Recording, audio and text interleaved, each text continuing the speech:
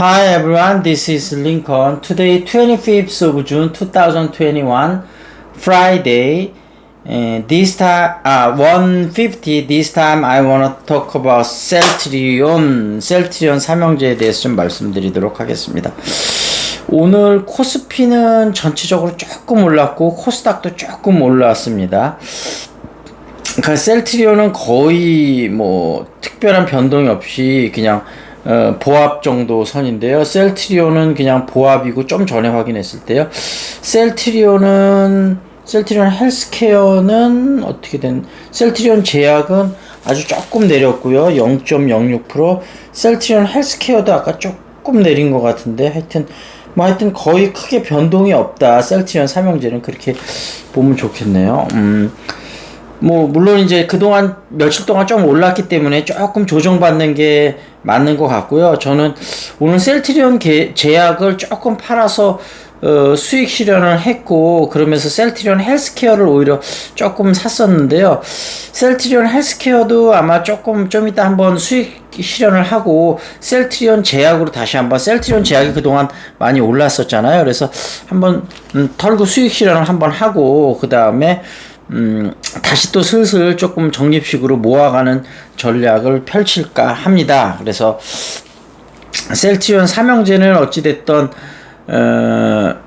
호재들이 많으니까요. 근데 여태까지 워낙 공매도 세력에 눌려서 못 가고 회사도 조금 주가를 방치한 흐름이 있었는데, 그리고 이제 뭐 방치했다기보다는 어찌됐던 본업에 좀 더 집중하고 충실했겠죠. 시간이 지나면 좀 알아주리라 생각을 하고. 근데 그것도 물론 맞는 전략이긴 했는데, 서정진 명예회장님이 예전에 회장님 있을 때처럼 주주들하고 적극적으로 소통하는 모습을 제가 몇 번 말씀드렸지만 보여줘서 셀트리온 개인 주주들의 마음도 좀 잡았으면 좋겠습니다. 지금 일단 많이 떠나셨는데, 어찌됐든 다시 좀 돌아오셨으면 좋겠다. 셀트리온 펀더멘털은 좋으니까요. 그런 말씀을 드리고, 그래서 셀트리온 삼형제 3개 중에 하나를 선택해서 분할 매수로 계속 모아가셔라, 그런 말씀을 드리고, 그 다음에 카카오가 오늘은 오늘도 마이너스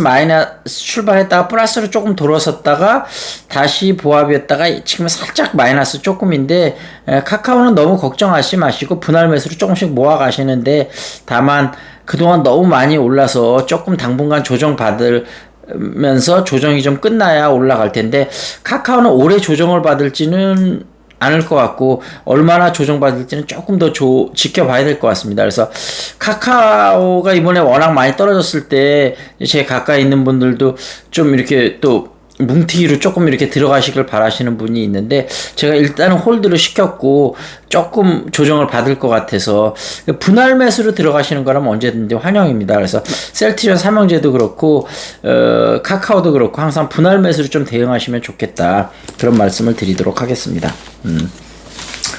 셀트리온 일단 이너랩에서 스킨케어 이너랩에서 여성 유산균을 출시했다. 앞으로 의외로 이쪽에서 매출이 많이 나올 수도 있습니다. 그리고 SD 바이오 센서가 지금 매출이 많이 나올 것 같다 그러는데요.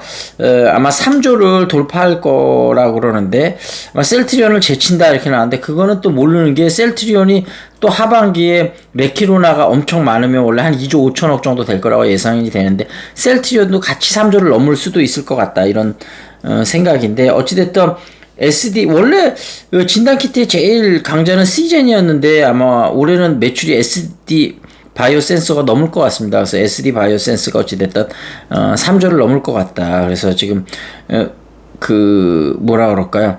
시젠, SD 바이오센스, 삼성 바이오로직스, 이 3개가 좀 강한 흐름을 보이고 있다, 이렇게 보시면 되겠습니다. 그리고 휴미라의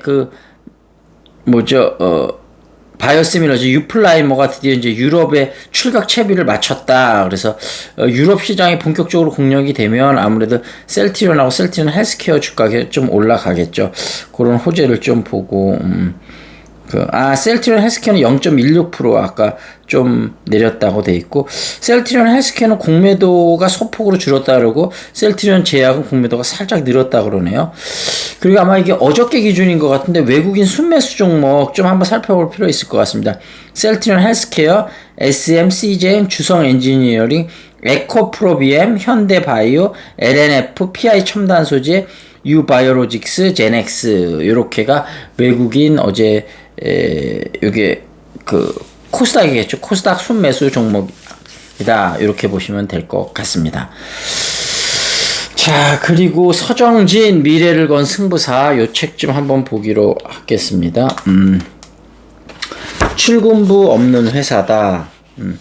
2019년 1월 청와대에서 열린 문재인 대통령과 기업인의 대화 때 주 52시간제가 시행되지만 셀트리온 직원들은 일거리가 많으면 집을 싸가지고 간다고 말해 화제가 됐는데, 한국인의 특징이 일하는 근성이다. 필요하다고 생각되면 누가 시켜서가 아니고 자발적으로 일한다는 취지였다. 우리 회사는 일을 시키는 사람이 많지 않다. 사실 주 52시간이 아니라 주 40시간 일하기도 쉽지 않다. 주 40시간씩 몇 주 동안 일에만 집중하면 과로사한다. 주 52시간 때문에 기업 경영을 못한다는 것은 말이 안 된다. 내가 셀러리맨 생활을 해봤는데 하루 8시간 제대로 일하기 어렵다. 사람이 지친다. 미국과 유럽은 8시간 집중 근무를 한다. 근무 시간 중에 휴대전화를 보는 사람이 없다. 근무 시간에 집중하지 않으면 용서 안 한다. 대신 늦게까지 일하는 거 좋아하지 않는다. 우리가 가장 잘못하는 것은 일찍 출근해서 늦게 퇴근하는 것이다. 주말에 출근하는 것이다. 이게 잘하는 거라고 생각되는 잘못된 선입견을 갖고 있다. 그건 아니죠. 좀 시간을 효율적으로 사용을 해서 집중할 때 집중하고 나머지는 좀 여러 가지 자유 시간을 갖는 거, 그게 좋겠죠. 예. 그렇게 좀 돼야 될 것 같습니다. 그리고 집이 언제나 이긴다. 요 책 좀 한번 보겠습니다.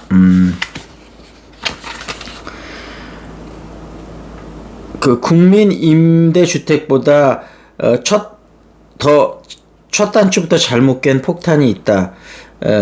이것은 뭐냐면 서울시의 시프트이다. 극소수 중산층에게 몰아주는 홍대 합정동 메세나폴리스 안에는 시프트 장기전세 임대주택이 있다. 이 장기전세 입주자들이 분양주택 주민들이 커뮤니티 시설을 못쓰게 한다며 없는 차별한다고 크게 뉴스가 된 적이 있다.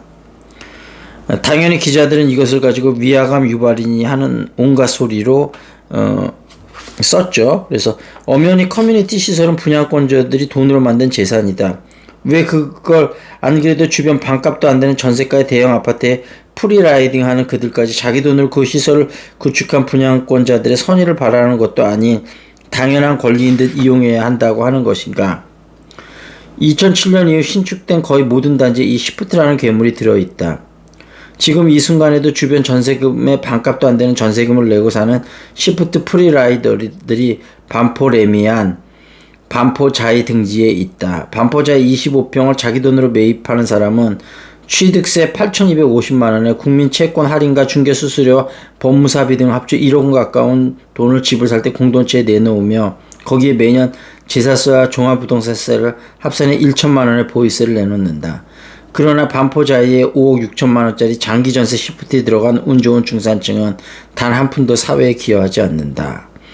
취약계층에 대한 주거 보전은 분명 필요하다. 그런데 분양주택보다 화려한 국민임대주택, 강남의 시프트 장기전세주택이 취약계층에 대한 주거복지인가? 주거복지를 빙자한 것이다.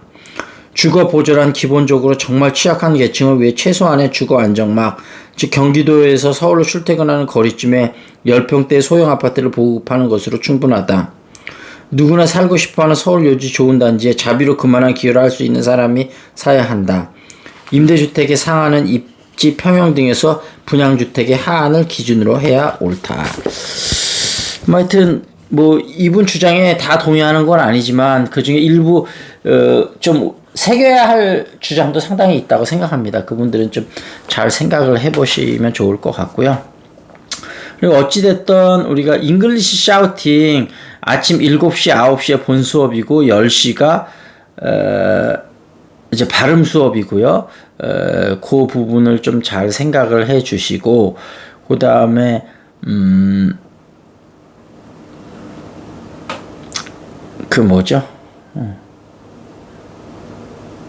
갑자기 생각이 안 나네. 그 다음에 그 주식 계좌가 마이너스에 있으신 분이나 플러스에 있어도 좀 미미하신 분들은 꼭 온오프라인으로 저한테 상담을 하셔서 좀 받으시면 좋겠습니다. 그 다음에 울트라 러닝 요거 좀 보도록 하겠습니다. 울트라 러닝은 자발성이 필수다. 여기서 그때 그 말씀을 드렸고, 울트라 러너를 어떻게 길러낼 것인가. 라슬로 폴가르는 천재를 길러내다라는 책에서 자신의 비정통적인 교육 방법을 소개했다. 그 책에서 그는 평범하고 건강한 아이를 천재로 기르는 전략과 함께 자신과 클라라의 헌신을 소개하면서 많은 부모들이 설득당한 내용을 제공했다. 첫 단계는 일찍 시작하기이다. 아이들의 교육은 3세를 넘기 전에 시작해야 한다. 전문화는 6세를 넘기 전에 시작해야 한다. 우리가 나이 먹을수록 학습이 어려워진다는 가정은 확실하지 않다. 음악이나 언어 같은 분야는 어린이들의 뇌가 더 어릴수록 잘 형성되고 유연하다는 증거가 있다. 라슬로는 이 생각을 극단적으로 밀어붙였고 조기 교육에 관한 일반적인 수준보다 훨씬 이른 나이에 교육하는 것을 추구한다. 두 번째는 전문화 단계다. 폴가르 자매는 언어, 수학, 스포츠, 기타 분야들을 배웠지만 초점은 늘 체스에 맞춰져 있었다. 라슬로는 아이들은 4, 5세 무렵 체스를 시작했고 하루 5에서 6시간 체스를 두었다. 이런 전문화는 천재를 기르는 그의 전략에서 두 가지 역할을 한다. 하나는 더 어린 나이에 새로운 분야를 더 쉽게 배운다는 유형성 가설에 이점을 취한 것이다. 또 다른 하나는 어떤 분야에 특화함으로써 아이가 훨씬 더 어린 나이에 능숙한 수준에 도달할 수 있다는 것이다. 세 번째 단계는 연습을 놀이로 만든다. 그렇군요.